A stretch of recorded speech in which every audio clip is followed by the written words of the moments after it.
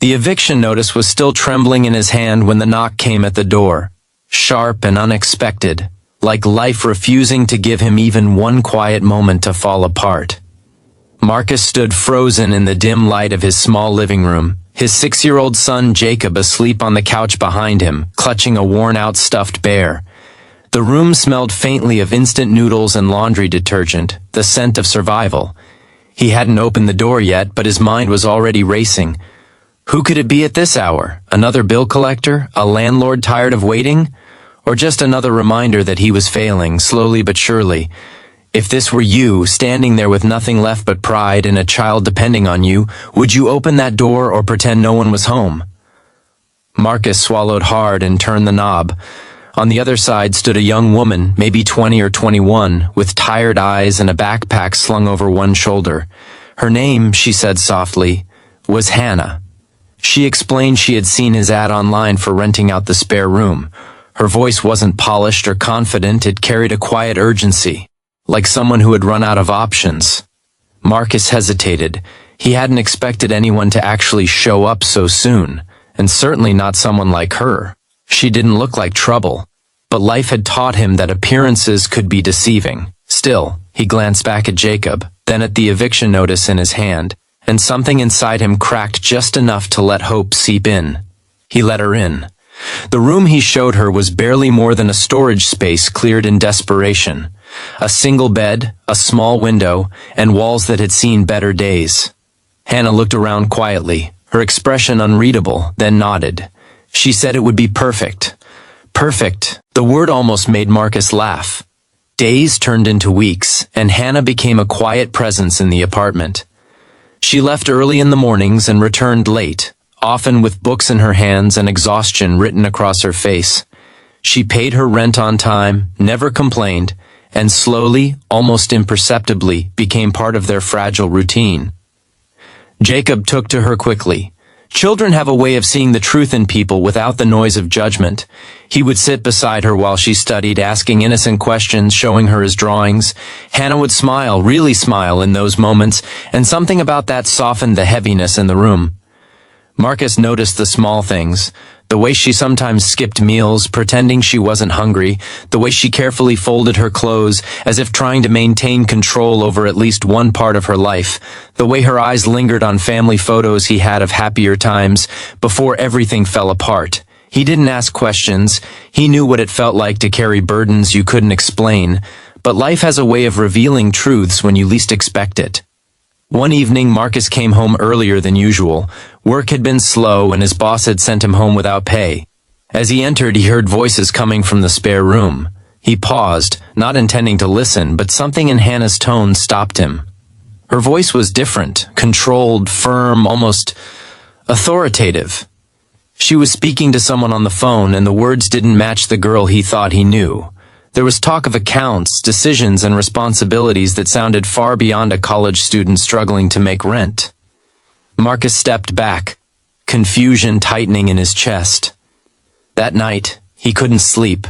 Questions circled his mind like restless birds. Who was she really? Why was she here? The truth came a few days later, not in anger or confrontation, but in quiet revelation. A sleek black car pulled up outside the building, the kind that didn't belong in their neighborhood. Two well-dressed individuals stepped out, their presence drawing attention from every window. Marcus watched from inside, his heart pounding as they knocked on the door. Hannah answered, and for a moment time seemed to stop. The girl who had been living in his spare room, eating instant noodles and studying late into the night, suddenly stood straighter. There was a shift in her posture, a confidence that hadn't been there before.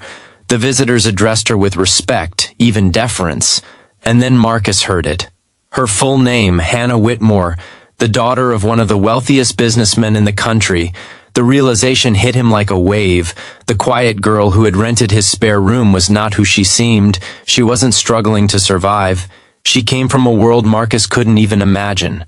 Later that night, after the visitors had left, Hannah found him sitting in the living room staring at nothing. She didn't try to deny it. Instead, she sat down across from him, her eyes filled with something deeper than guilt. She explained that she had left home by choice, that her father's world was suffocating, filled with expectations and control. She wanted to experience life on her own terms, to understand struggle, to find herself beyond the shadow of wealth. Marcus listened, torn between disbelief and something else he couldn't quite name. Anger, maybe. Or maybe it was the realization that while he had been drowning, she had chosen to step into the water. If you were him, what would you feel? Betrayal? Resentment? Or would you try to understand? Days passed in a strange silence. The dynamic had changed, and neither of them knew how to navigate it. But slowly, something unexpected happened. Nothing. Hannah didn't leave. She continued living as she had before, waking early, studying hard, helping Jacob with his homework, sharing quiet dinners. She didn't suddenly become distant or arrogant. If anything, she seemed more present, more real. And Marcus began to see her differently, not as a billionaire's daughter playing a game, but as someone searching for something genuine in a world that had given her everything except what mattered. One evening, Marcus came home to find the apartment unusually quiet. Jacob was asleep, and Hannah was sitting at the table, a letter in her hands. She looked up at him, her eyes glistening. She had decided to go back, not because she wanted to, but because she had to face her past in order to move forward. But before she left, she handed Marcus something. A check. Enough to clear his debts, to secure a future for Jacob, to give them a chance he had almost lost hope of ever having. Marcus stared at it, his hands shaking. This was the moment, the turning point. Would you take it? Would pride stop you? Or would love for your child push you to accept a gift that could change everything? Marcus looked at Hannah, really looked at her, and saw not wealth, not privilege, but sincerity. He accepted it. Not as charity, but as a bridge between two lives that had unexpectedly changed each other. The day she left, the apartment felt emptier than it ever had before. Jacob cried, not fully understanding why someone who had become family was suddenly gone. Marcus stood at the door long after the car had disappeared, holding on to the quiet realization that sometimes the people who enter our lives unexpectedly leave behind more than memories. They leave behind hope. Before the story ends, tell me in the comments. If you were Marcus, would you have trusted her and accepted the help, or would you have let her walk away? And if this story touched your heart even a little, don't forget to like, share, comment, and subscribe, so more people can experience stories that remind us how powerful kindness, trust, and second chances can truly be.